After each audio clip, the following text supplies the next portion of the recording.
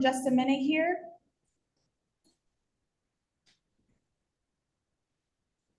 A little less than a minute.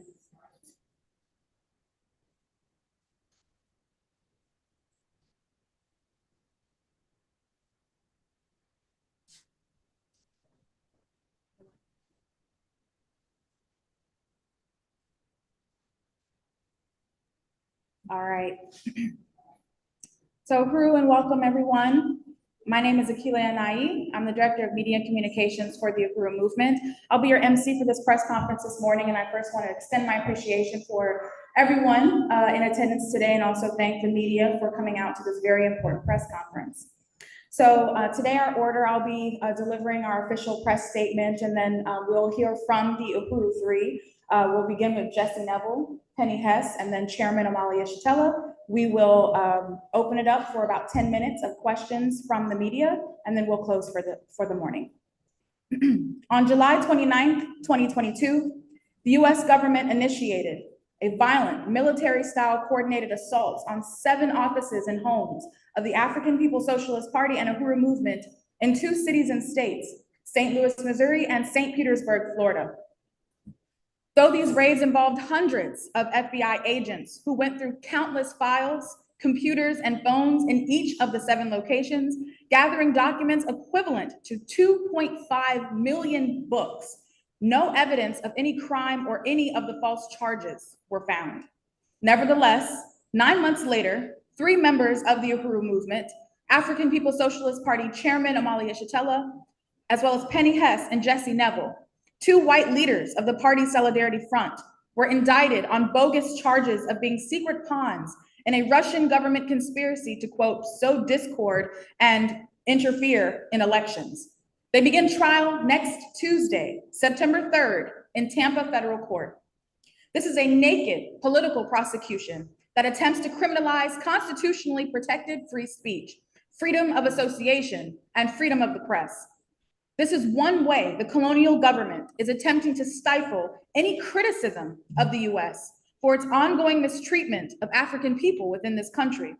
It is also a way to muzzle our criticism of the bloody war that the US and NATO is making against Russia in Ukraine. It is also an attempt to quell our participation in elections as a means to change our conditions. With this case, the government is trying to put an end to the First Amendment as we know it for everyone. The International People's Democratic Uhuru Movement is engaged in a summer of political organizing and mobilizing that takes its name and spirit from the Mississippi Freedom Summer Project of 1964. 60 years ago in 1964, voting and Black repression were among the issues that motivated hundreds of young people, many of whom were white, to venture into Mississippi to join with the movement under the leadership of the Student Nonviolent Coordinating Committee, or SNCC, and others, to publicize the oppression of our people and to win democratic rights, including the right to vote. Like SNCC during the Freedom Summer in 1964, we fight for the right to participate in elections to advance our legitimate struggle.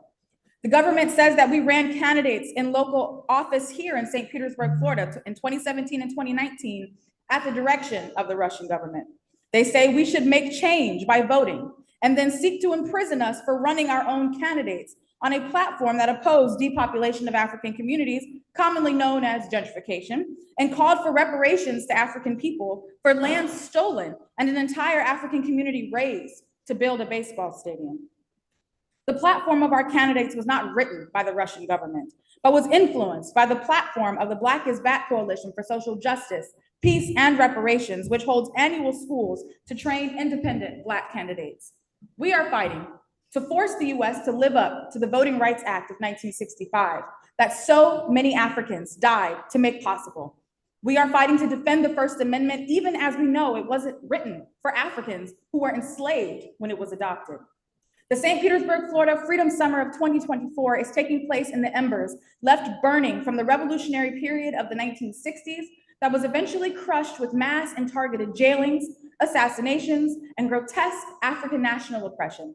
The counterinsurgency against our movement included flooding the African colony with drugs and a drug economy that killed many and demoralized almost the entire African population. It was a period that would see the creation and deployment of special weapons and tactics police organizations as military instruments of domestic colonial oppression. They created designer laws especially manufactured to negate constitutional rights for African people, including free speech, association, and assembly, and protection from double jeopardy and unreasonable search and seizure. It was a period of political repression resulting in a 500% increase in the US prison population.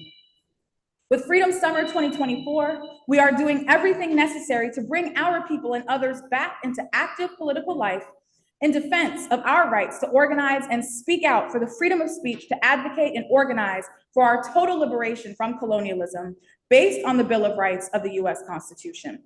In the current period that ubiquitous police murders of African men and women have continued to spark major urban uprisings in Baltimore, Minneapolis, Ferguson, Missouri, and others. Police terror is only one of the reasons that despite the fact that Africans only constitute 13% of the US population, we represent at least 37% of the people in US jails or prisons, 30% of the people on probation or parole, and 48% of the people serving life sentences in US prisons. We charge genocide today, just as Africans did in 1951, with a petition to the United Nations just 3 years after the Genocide Convention was adopted by the UN, and just as the African People's Socialist Party did at the first tribunal on reparations for African people in 1982, where the UN Convention on the Punishment and Prevention of the Crime of Genocide was used to indict the colonial government for its treatment of Africans colonized within the US. This Saturday, our Freedom Summer Project will welcome hundreds of people and individuals from around the country and the world from a broad political spectrum to rally outside this building under the slogan, "Not one step backwards," a declaration of general recognition that the attack on the African People's Socialist Party and Uhuru movement today is a poorly disguised effort to push back every right of the people that was won through Black struggle against this system in the 1950s and the Mississippi Freedom Summer of 1964. Free speech defenders and social justice activists from around the world are converging on the Tampa Bay area for the rally and the trial, the free speech trial of the century, which begins next Tuesday in federal court. These supporters include Jill Stein, Cornel West, Charles Barron, Afia Nungaza, Willie Mukasa Ricks, Ward Churchill, Natsu Saito, and representatives from the Julian Assange Committee, Union del Barrio, the Green Party of Florida, the National Coalition to Protect Civil Freedoms, the National Lawyers Guild, Center for Political Innovation, Campaign to Free Leonard Peltier, Black Alliance for Peace, Virginia Defenders, Freedom Road Socialist Organizations, Students for Democratic Society, Friends of the Congo, New Era Young Lords, Partisan Defense Committee, the Black is Back Coalition for Social Justice, Peace and Reparations, the Republic of New Africa, Veterans for Peace, the December 12th Movement, Tampa Alliance Against Racism and Political Repression, the Universal African Peoples Organization, Louisiana United International, the New Abolitionist Movement, Family and Friends of Mumia Abu Jamal, the American Indian Movement of Florida, and the African National Women's Organization, Kwanzaa 365 Live, the Troika Collective, Reparations United, and much more. We have put the state in a position that every effort made to railroad the Uhuru 3 by targeting constitutionally protected speech exposes the rot of this system and deepens the crisis that has already driven it to a frenzy. The world is watching this free speech trial of the century. We call on members of the press and all freedom-loving people to stand up and speak out in defense of freedom of speech, freedom of the press, and freedom of association without threat of political repression and imprisonment.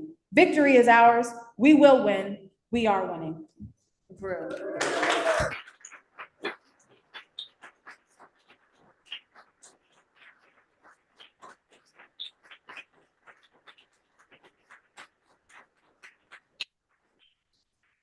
And we'll go ahead and turn it now over to the Uhuru 3.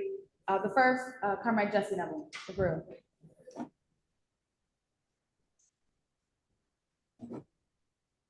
Uhuru. Uhuru. Thank you to Director Akile and the International People's Democratic Uhuru Movement for hosting this press conference today, and to all the media who are here and all of the supporters who are here. My name is Jesse Nevel. I am a proud member of the African People's Solidarity Committee, the organization of white people formed and led by the African People's Socialist Party and Chairman Omali Yeshitela, created to organize white people in support of reparations to African people and in solidarity with the righteous struggle of African, indigenous, and oppressed peoples for their liberation from colonial oppression. I have the honor to be the chair of our mass organization, the Uhuru Solidarity Movement. I am also one of the Uhuru Three, along with the chair of the African People's Solidarity Committee, Penny Hess, who has worked to build white solidarity with Black power for nearly 50 years, and Chairman Omali Yeshitela, the primary target of this outrageous attack, who at 82 years old has dedicated his entire life to the freedom of African people. We are represented by a joint defense team comprised of 5 powerful attorneys who I would like to mention by name at this point. Leonard Goodman, Angela Rainey, Addie Griffin, Tom Inskeep, and Mutaki Akbar are the attorneys representing the Uhuru Three, who will be going into the federal courthouse in just 6 days on September 3rd, where Chairman Omali Yeshitela, Chairwoman Penny Hess, and I will be going on trial on bogus charges of being illegal foreign agents of the Russian government. Known as the Uhuru Three, we were indicted by a federal grand jury on April 18th, 2023, 9 months after the FBI executed multi-state pre-dawn military-style SWAT team raids in collaboration with local and regional police departments here in St. Petersburg, Florida, and in St. Louis, Missouri, on 7 homes and offices of the Uhuru movement, including this building, the historic Uhuru House, as well as the home of Chairman Omali Yeshitela and Deputy Chair Ona Zane Yeshitela, who were handcuffed at gunpoint. In the 30-page piece of fiction called an indictment, the Uhuru Three are charged under 2 federal felony statutes. 1 count of violation of 18 U.S. Code Section 371, conspiracy to commit an offense against or defraud the United States government, and 1 count of violation of 18 U.S. Code Section 951, working as illegal agents of a foreign government without notifying the Attorney General's office. These 2 charges combined carry a maximum 15-year prison sentence. The absurd indictment, which we encourage the media to read at handsoffuhuru.org, insults your intelligence by asking you to believe that after decades of unwavering struggle for the liberation of African people, in 2014, Chairman Omali Yeshitela suddenly decided to start a new career as a secret agent for Vladimir Putin. As one of our attorneys, Leonard Goodman, has pointed out, this is the first time this foreign agents law, Section 951, known as the Agent of Foreign Governments Act, referred to by the Department of Justice itself as espionage light, has ever been used by the United States government to target pure political speech. Without saying that the other 951 prosecutions were legitimate, it does say that in every other instance, when the US government has brought 951 charges, they have alleged something beyond speech.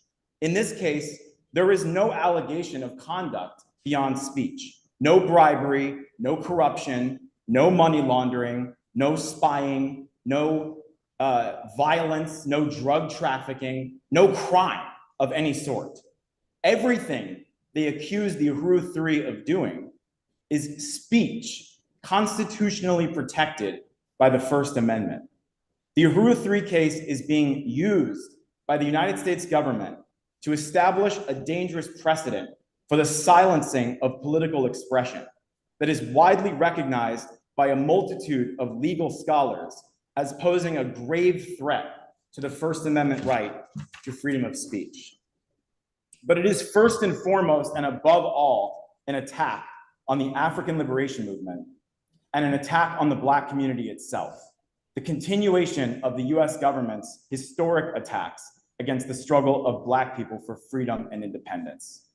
The Uhuru 3 Legal Defense Support Committee last year filed Freedom of Information Act requests to the FBI to call for them to release their files relating to their surveillance and investigations of Chairman Omali Yeshitela and the Uhuru movement dating back to 1966, when the chairman became politically active in the Student Nonviolent Coordinating Committee. The FBI has refused to release these files. Why? What are they hiding? Perhaps the answer to this question: if the alleged crime of working for the Russians that the chairman is accused of doing is supposed to have begun in 2014, then why has the FBI been spying on Chairman Omali Yeshitela since 1966? The answer is obvious. The political prosecution of the Uhuru 3 has nothing to do with Russia. The US government does not think Chairman Omali Yeshitela works for the Russian government. They know he works for the liberation of African people. And that's what he has done his entire life.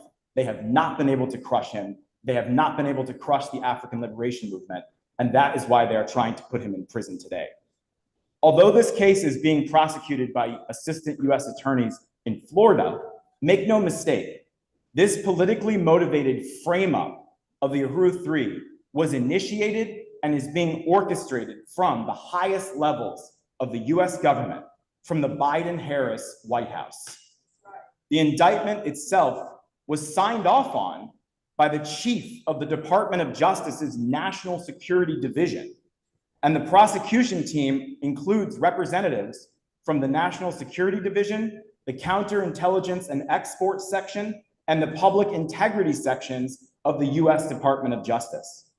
In February of 2023, 7 months after the FBI raids on the Uhuru movement, and just 2 months before the superseding indictment of the Uhuru 3 was released, the US State Department published a bounty offering up to $10 million for anyone who would come in and sit down to cooperate with their assault on the Uhuru movement. On March 27th, 2024, just a few months ago, the National Security Division of the US Department of Justice submitted their formal budget request to the US Congress, asking for nearly $150 million to be apportioned for their work of, quote, protecting national security.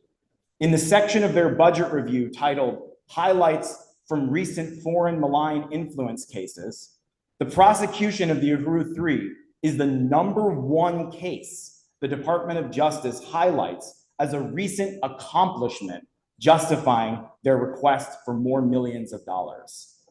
Nevertheless, despite all of the millions of dollars and hundreds of FBI agents and other US government personnel the US has deployed to carry out the attempted legal lynching of Chairman Omali Yeshitela, they have nothing. There is no evidence that any laws were broken. There is no case. The prosecution has no basis in law. It is a political attack, period. Last year, one of our attorneys, Leonard Goodman, filed a motion for dismissal of the bogus indictment based on the grounds that the indictment itself constitutes a violation of the First Amendment. That even if the allegations in the indictment were true, which they are not, but even if they were true, that the indictment itself would still be unconstitutional because everything we are accused of doing falls under the First Amendment protection of freedom of speech. Just a few weeks ago, the National Lawyers Guild Chicago chapter filed an amicus brief in the court in support of this motion. The National Lawyers Guild Chicago summarized their argument as such, quote, "This amicus brief seeks to contextualize this case against the United States' flagrant history of using the law and law enforcement to suppress the First Amendment rights of individuals and organizations that struggle for social justice. The National Lawyers Guild points to the, quote, historical context of the United States' suppression and attempted eradication of Black-led political speech, organization, and dissent, stating further, quote, "A review of America's historical response to Black expression and association reflects a clear and recurring theme. Those who disagree with government policy are labeled un-American and whenever possible are portrayed as agents of foreign powers. This case illustrates the government's historical pattern of silencing political dissent by falsely branding outspoken citizens exercising their free speech rights as foreign agents." The National Lawyers Guild closes their summary by urging the court to, quote, "see this prosecution for what it is, an unconstitutional attack on the Uhuru III's First Amendment speech and association," end quote. So I'll close by saying that, as Chairman Omali Yeshitela has stated, an unconstitutional attack on the Uhuru III or Chairman Omali Yeshitela's First Amendment right to speech and association is an attack on your First Amendment right to free speech and association, on everyone's First Amendment right to free speech and association. And that is why a victory for the Uhuru III will be a victory for all who believe in the right to speak, the right to hear, the right to think without fear of reprisal or censorship by the United States government. Hundreds of people from across the political and ideological spectrum will be here in St. Petersburg, Florida on Saturday for a major anti-colonial free speech rally on August 31st at 11 a.m. at the Uhuru House, 1245 18th Avenue South. We invite everyone here to join us, and then to join us in Tampa, Florida, beginning on September 3rd. Pack the courthouse, stand with Chairman Omali Yeshitela, stand with the Uhuru movement, stand for free speech, demand an end to the US government's assaults on the struggle of African and colonized peoples for freedom and self-determination. We will win. We are winning. Uhuru.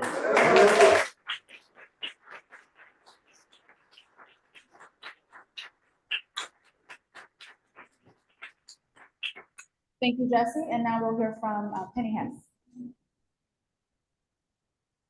Uhuru, Uhuru, everybody.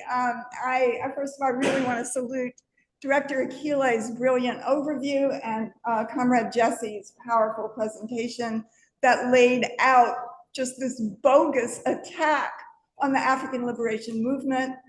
My name is Penny Hess. I am the chair of the African People's Solidarity Committee, the organization of white people formed by Chairman Omali Yeshitela, my leadership, to go into the white community. The APSC was formed in 1976. Is that almost 50 years ago? I think it is.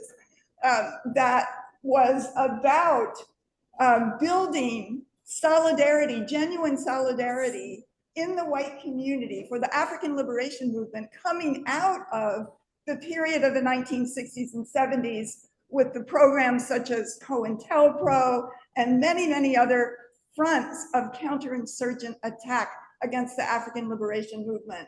And that the chairman's goal and work, his incredibly fearless and courageous stand has always been to jump into the ashes of the African liberation movement of the 1960s and complete the Black Revolution, the African Revolution now today, that African people should be free. This, as has been said, we are innocent. The chairman is innocent. This is absolutely absurd. It's a political attack because this government is a colonial government backed by the state, the police, the military, and it can say anything it wants to say. But as you heard in previous presentations, the state stole from our computers and cell phones and other kinds of places and files the equivalent of 2.5 million books, full books of web, what would it be, emails and postings and all this kind of thing. And they can come up with nothing.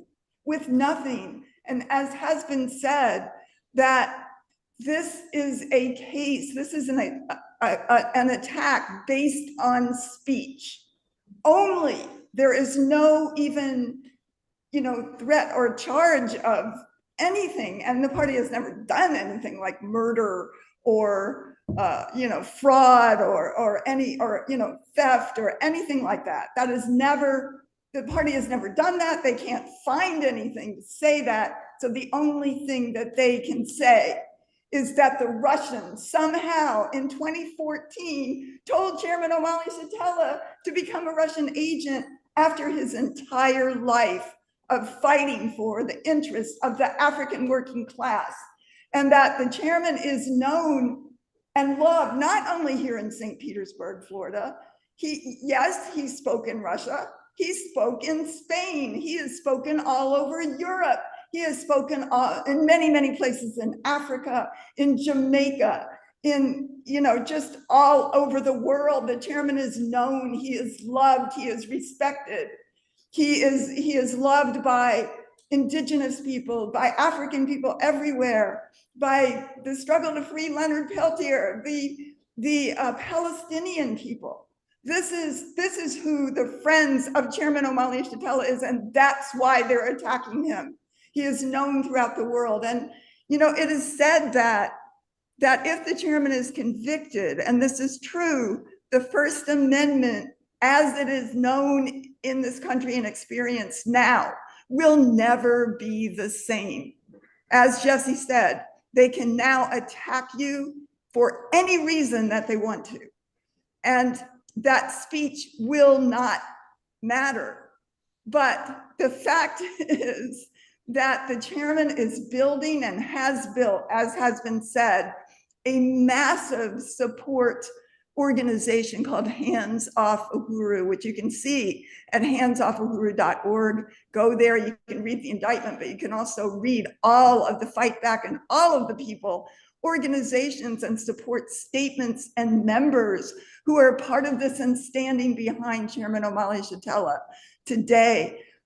This Saturday, there is going to be a massive rally right here, August 31st. We want everybody to be here. The media needs to be here. There is going to be representatives of many, many organizations, as well as just the masses of supporters who are going to be here. The chairman has built what he calls Freedom Summer 2024, based on the Freedom Summer of 1964 in Mississippi, when white people came to Mississippi to fight for, in solidarity with the Student Nonviolent Coordinating Committee and other African people, fighting for just the right to vote to begin with. And that in 1964, 3 people, an African man, James Chaney, and 2 white people, Andrew Goodman and Michael Schwerner, I believe it is, yeah, were found dead on the first day. They had been killed by the Ku Klux Klan or white colonial forces carrying out this murder. And today, this is a continuation of the Freedom Summer of 1964, because the struggle isn't over yet. We have Chairman Omali Yeshitela as the primary target of this attack. The attack on Jesse and myself are part of the attack on the chairman, because we represent the solidarity and the struggle for reparations to African people. They're saying that the Russians told the chairman to fight for reparations when he held the first reparations tribunal in 1982. If you hear the word reparations, Chairman Omali Yeshitela made it a household word. Believe me, in 1982, when the party held the tribunal in Brooklyn, New York, with African experts and people who, from all walks of life, who came and testified at that, nobody knew what reparations was then. And the chairman, one of the chairman's goals was make reparations a household word. Now they're saying, the state is saying, the Russians somehow in 2014 told him he suddenly now becomes an agent of Russia, which is, I mean, it's laughable, but it's not. It's serious. It's how the state, the colonial state, can move with all of its forces of the state, all of its violence, like these raids, to come in and try to intimidate the chairman who has fought for the people on the planet Earth, the African working class. They want to crush that out. And I just want to say quickly that I see, because I live as part of the African People Solidarity Committee, I live in St. Louis. So 7 homes and offices in St. Louis and St. Petersburg were raided on July 29, 2022. And I lived here in St. Petersburg under the leadership of the chairman and the party for 20 years. And wow, the African working class has been pushed out of this city by 10% or more. And look at the gentrification that we see here. This is not, it still is the little backwards town though. And the party is taking it on. This hands-off Uhuru is winning. We're going to trial on September 3rd. People from all over will be there. A massive rally again this Saturday, August 31st. Be there, be there. It's going to be powerful. It's going to be important. It's going to be the ability for everyone to stand with this attack, which will transform the First Amendment if we are convicted. And also because, not just because it's in all of our interests because of that, but also because we believe, and as a white person, I believe that African people have a right to struggle for their freedom without an attack by this US government, which has done so much historically to try to crush the revolutionary movement for power, for political power on the part of African people in this country. So again, we are winning. We are confident. The political leadership of Chairman Omali Yeshitela is brilliant. Our lawyers are amazing because they've been won to a political strategy and to understand the seriousness of this attack. We have Freedom Summer right here. Be here this coming Saturday, August 31st. Be there in Tampa Federal Court House on September 3rd. Next Tuesday. So Uhuru, hands off Uhuru, hands off Africa.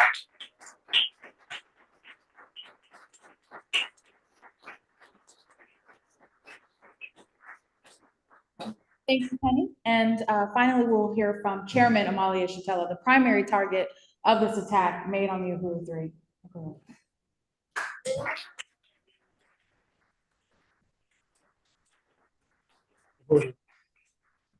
First of all, I'd like to thank everyone for coming out. And I would like to express appreciation for the presence of the media, who I hope will, this time out, really function as a fourth estate, carrying out its responsibility to inform and educate the people. I used to work for the St. Petersburg Times. I left that news, it was the St. Petersburg Times then, its iteration now is the Tampa Bay Times. I left that newspaper because of a struggle I had with them, because I had intended to go and participate in the March Against Fear in Mississippi, where one African who had claimed he would be able to walk across Mississippi by himself without fear, James Meredith. As soon as he set out, of course, he was gunned down. And the civil rights movement people decided they were going to go into Mississippi to complete that march. And I talked to my bosses at the St. Petersburg Times about a leave of absence so I can go and attend that march. Of course, they refused to allow me to do that and told me if I left, then I wouldn't have a job when I got back. My point is that the Russians didn't tell me to do that. My point is that my politics has never been informed by any Russians or anybody else. What has shaped and informed my politics, my experience here in this country and in this city. I want to say that this is, I was born in St. Petersburg, Florida. not to be confused with St. Petersburg, Russia. And if somebody collaborated with the Russians, it was probably the person who named this city, not me. I would also say that it's important to mention that in my growing up in this city, where I have walked down Central Avenue on occasion because we had to walk from where I lived on the south side. We were restricted to a 2-square-mile area living in St. Petersburg, Florida, not St. Petersburg, Russia, St. Petersburg, Florida. Black people were restricted to a 2-square-mile area because we had been brought here to build the economy, to clear the swamps, to build the roads, to function as cheap labor, to cater to wealthy white people who lived here and who were being brought here as tourists, and then ultimately to live in nursing homes that were Black women primarily functioned to take care of them. This is my experience, not Russia. And I have walked down Central Avenue as a child and have been stopped by the police and grabbed by the arm and taken into a place right where I was arrested for tearing down that 8-by-10-foot mural that lived sitting in the seat of power of government right here, that was a humiliating caricature of Black people that everybody had become accustomed to. And we protested and say, take it down. They wouldn't take it. I took it down. And on Central Avenue, the same place where I was stopped, where we were stopped with that mural, cops stopped me and took me into a shop as a child. I'm maybe 11, 12 years old, and asked the white man who ran the shop, is this the one? And I am just fortunate, I guess, that the guy said, no, that's not the one. And this was life here in this city for Black people. And I just think it's important to say that. And also I want to mention, this is the city, St. Petersburg, Florida, where Elder Jordan, a Black man who came here and began peddling and accumulated enough money that he began to buy property. And he became a wealthy Black man in this city. And Elder Jordan is the man for whom Jordan Elementary School was named, because he provided the land for Black people to get educated in that school. Elder Jordan is the name of the Black man, is the man for the housing project, that he gave the city the housing, the land for Black people to have housing there. Elder Jordan is the one who provided land and resources. And when the city went broke during the Great Depression, Elder Jordan loaned the city the money to keep it running. This is our history. And I was working for the St. Petersburg Times when the St. Petersburg Times, its employee, Samuel Adams, working for the St. Petersburg Times also, had been brought here by a man whose name was John W. Rembert. When the white man, Bennett, who was the president of St. Petersburg Junior College, had said that no Black person would ever go to St. Petersburg Junior College, Rembert said, got an idea. He went to the superintendent and said, you don't have to have Black people come here. Let's open up a Black junior college. It was Gibbs Junior College, an extraordinary institution that was created. This is the city I'm talking about. I'm raising this because a real fourth estate wouldn't be running around taking Justice Department press releases as the truth. You would investigate this history. What shaped me? Was a Russian shaped me? What shaped my experiences? St. Petersburg, Florida, in the beginning, shaped my experiences. The St. Petersburg Times, in the beginning, shaped my experiences. Just living as a Black person, living under terror all the time. I was the same age as Emmett Till, talking about free speech. I was the same age as Emmett Till when they murdered Emmett Till, the grotesque murder of Emmett Till, because they said he whistled at a white woman. Talking about free speech, freedom of expression. That's the kind of thing that began to shape my understanding. No Russians, And the first Russian I ever knew that I was in contact with, I was sitting in an M48 tank in Berlin, Germany, facing Russian tanks. I was in the United States Army, United States military. I was there when the Berlin Wall was built, facing Russian tanks. I was there when the civil rights movement heated up. And I'm hearing black people who are being hosed with high-powered water hoses for just trying to vote. Where black children, black people just wanted to join Joe Biden's party. We're having electric cattle prods put upon them to stop that from happening. That was what shaped my understanding, not Russia. And that was the first time I saw the Russians in Berlin, Germany. And I'm sitting up in a tank. Well, in Berlin, Germany, I'm in a tank, supposedly protecting Germans from Russians when black people were being crushed during the civil rights movement in this country. You tell me Russia had to inform me? We have no agency. Black people, we're not smart enough to know something is happening to us unless the Russians or some other person who, a group that they would characterize as white, would tell us this. Oh, it's a slap in the face. And it's not that the US government believes this. It doesn't believe this. It doesn't necessarily expect you to believe it.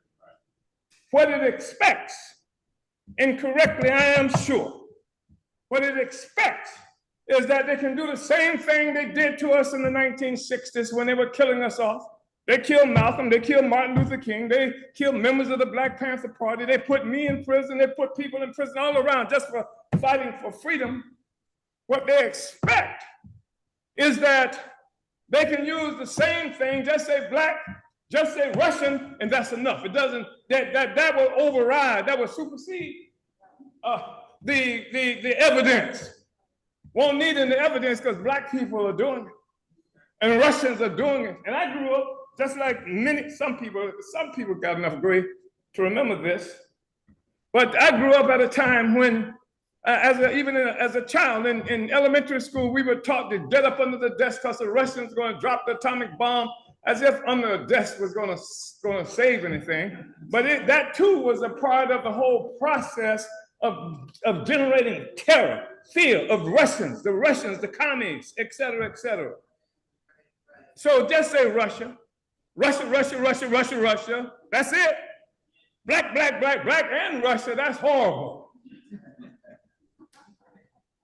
So this is obviously nonsense. And if in fact they were attacking us because they thought we were Russian agents, if they thought I was an agent, what the hell does that do with doing sanctions on the banks? We have established something that 52 economic development programs for black people around this country. That's what's being targeted, economic development for black people, because if we can do it, why didn't the government do it? If we can do it with the cooperation of white people in solidarity and others in solidarity, why couldn't the government do it? Because the government doesn't want it done because we live as a colonized population. And the whole social system rests upon the foundation of colonialism. Black colonialism, indigenous colonialism, and the peoples around the world. How can you imagine a capitalism that exists without the theft of this land from the indigenous people? Can your brain even conceptualize there being a capitalist system, and here we are occupying somebody else's land, and even the peoples who land, they don't even mention them. They're not in the room. Nobody talks about the indigenous people. Yeah, that's the kind of situation. I mean, Mexico was stolen in 1848, half of Mexico that they renamed. Anyway, I'm just saying that our experiences in the world is what has informed us. And it's done this despite every effort that's being made by our colonizers to shape our consciousness, to say, this is what you should think. This is how you should think. So I find that we are in a really interesting situation. You know, in 1996, that's why as bad as it was, July 29th, 2024 wasn't the worst thing that the government has done to us. 1996, in this very building, the place where we're sitting right now, was attacked by 300 so-called law enforcement agents from agencies from throughout this area, the highway patrol included. They had the National Guards at the Dome, which is where I was born, by the way, that place that I was born in, even as they're chasing out people out of this community. In 1996, because the police had murdered 18-year-old Tyrone Lewis just a few blocks from here. And we had led the organizing of the people against that. And a grand jury verdict was supposed to be coming November 13th, 1996 on that. And we were holding meetings of the same day, and St. Petersburg Police Department blocked off the streets and told the people that they couldn't come, and people who tried to come to me, they pepper sprayed them right here. Talk about free speech. And then as the meeting began, somebody runs in, and I'm at the platform and says that the police say that you've got 5 minutes to get out of the building or they're going to use tear gas in the building. And 30 seconds later, tear gas floods everything. The St. Petersburg Police Department used all the tear gas they had in the city of St. Petersburg. Do you understand what I'm saying? All of it. They ran out of tear gas. They used it all against us. They set trees on fire. They set buildings on fire in the city in the attack that they made against us. They sent helicopters and airplanes. In fact, one helicopter was brought down by gunfire by the people in the community right out here. Free speech? What free speech? What free speech? And so this was the assault that was made. They didn't say the Russians. They didn't say Russians did it. And guess what? They didn't even arrest us. They attacked this building. They burned stuff down. And the place was surrounded by tear gas. I literally thought they were going to kill us then. I thought I would die in that building. Jim Orang over there was in the building with me. And so this is not new. This is the relationship that Black people have always had to this country. And so now what we are saying is that constitutional rights that were not even created for Black people is what we are fighting in pursuit of. Somebody asked me if I'm a patriot. I've never considered myself a US patriot, but what I can say is this: if loyalty to basic constitutional rights, if loyalty to the Bill of Rights, if loyalty to the First Amendment is patriotic, then I'm a patriot. I'm more patriotic than the ones who attacked my house on July 20th. I'm more patriotic than the ones who are taking me to court now.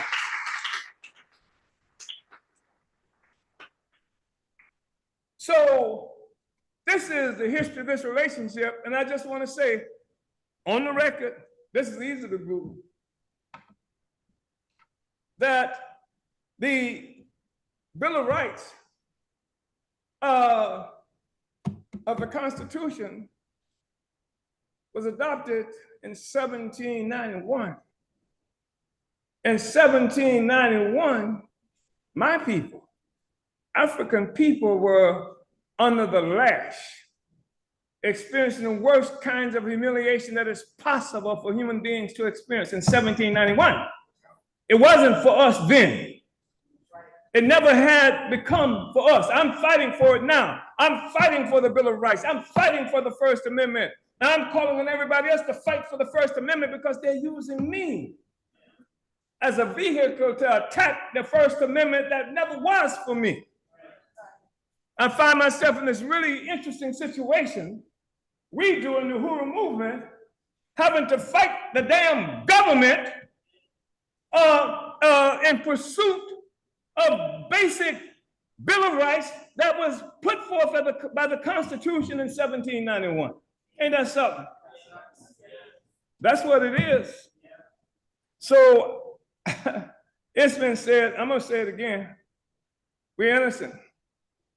We are innocent of the charges that's been made in a simple observation, even questioning how in the hell the population in this country that has been bled, beaten, oppressed, lynched, and when just the other day, every time you open a newspaper, if you were looking at a newspaper, saw news, it was another black person being killed by the police in this country. How the hell all of a sudden, those of us, the black community in this country, is the one that brought democracy to this country, fought harder than anybody for democracy in this country. If there's such thing as universal suffrage in America, it's because black people bled and made it happen. Don't tell me the Russians told us to run for office. Hell, we fought and bled like nobody did for the right to be able to participate in elections in this country, and you're gonna tell me the Russians are responsible. You want to take history away. You want to do what Orwell in his book 1984 warned against when he said, who controls the past controls the future, and who controls the present controls the past.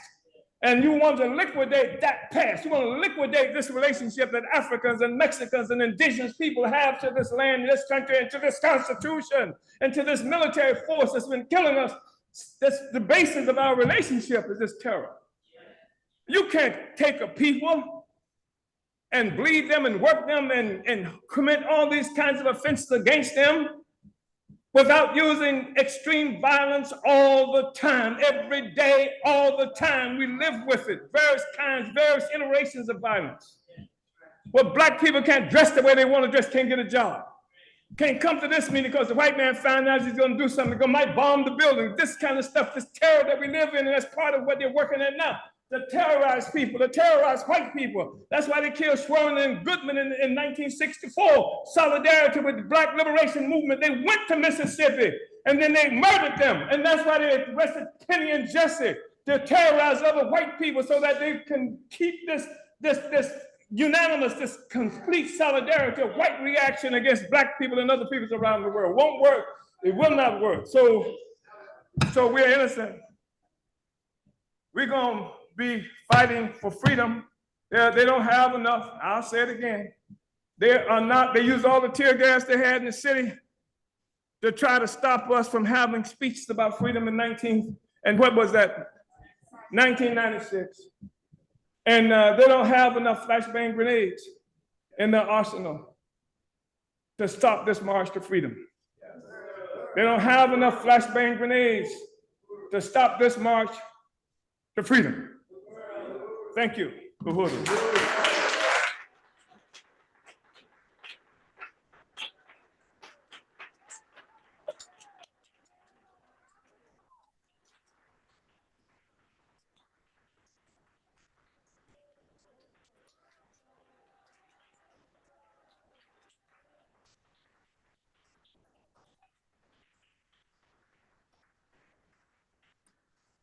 As they say, the mic is hot. Uhuru, thank you so much to the Uhuru Three, Jesse, Penny, and Chairman Omali Yeshitela.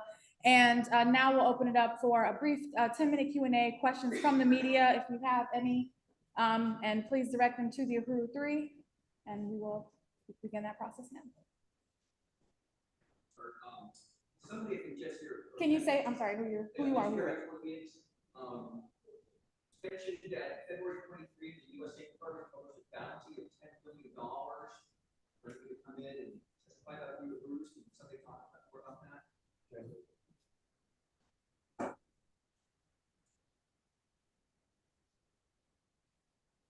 It was something published by a State Department program called Rewards for Justice, and it was an offer of up to $10 million for anyone who would contact them with information about this person in Russia that they've indicted and election interference in the United States as it relates to this case. So that was February last year. They posted that from the State Department.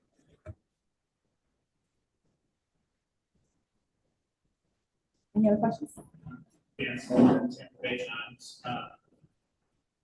I believe I saw that the government had filed a motion basically to try to restrict you from arguing free speech arguments.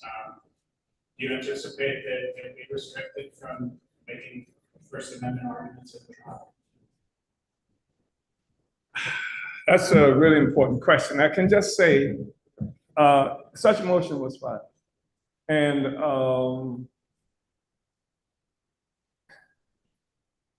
it really, I mean, if you think about it.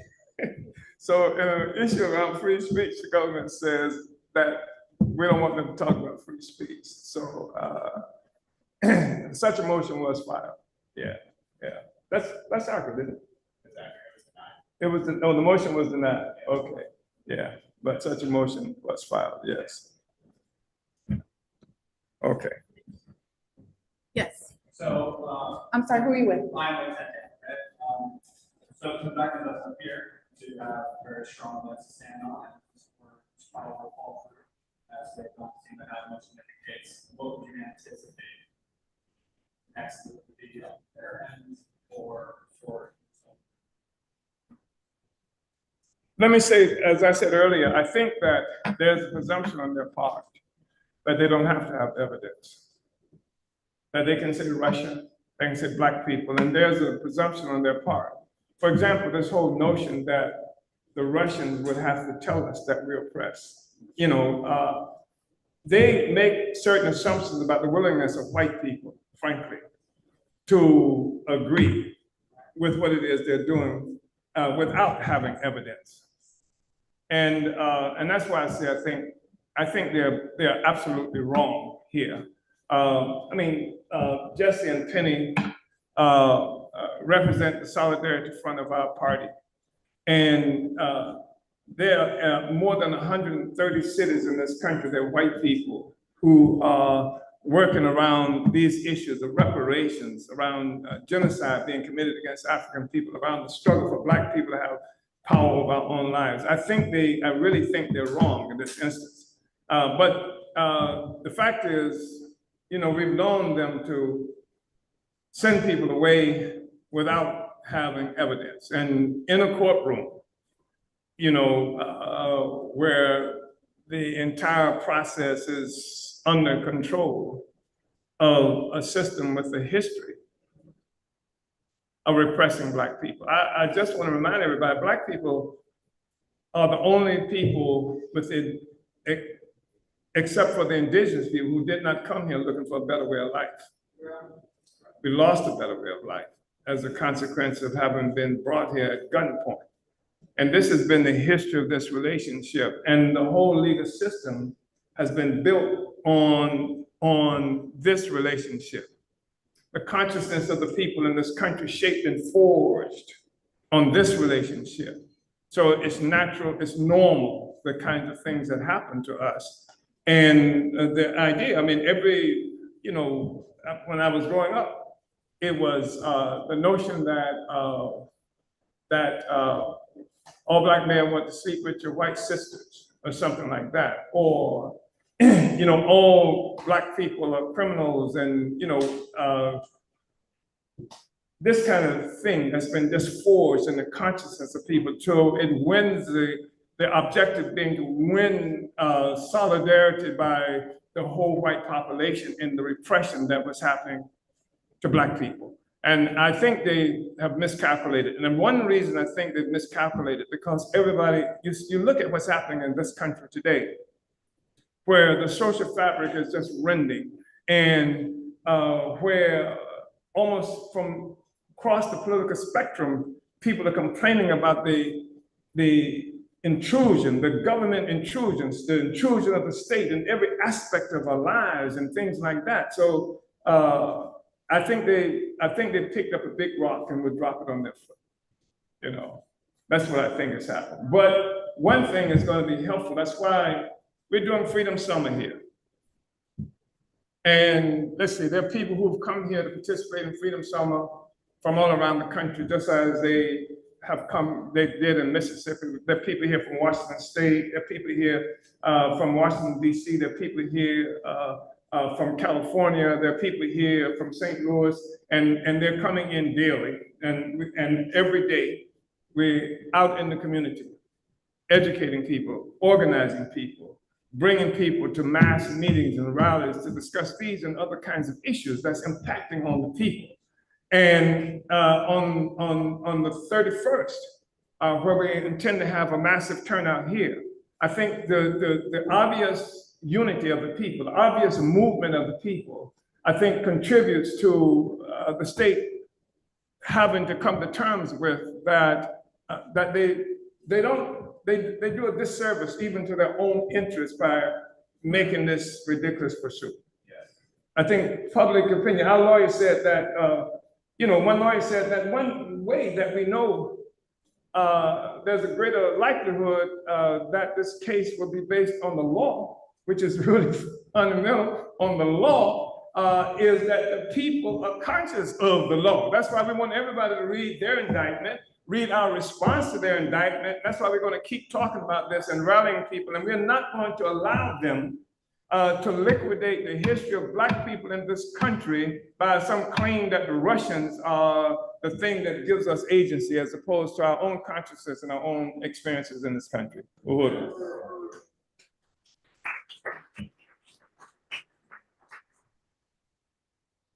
All right, well, that concludes our questions from the media. Again, I want to really appreciate everybody for coming out this morning to this press conference.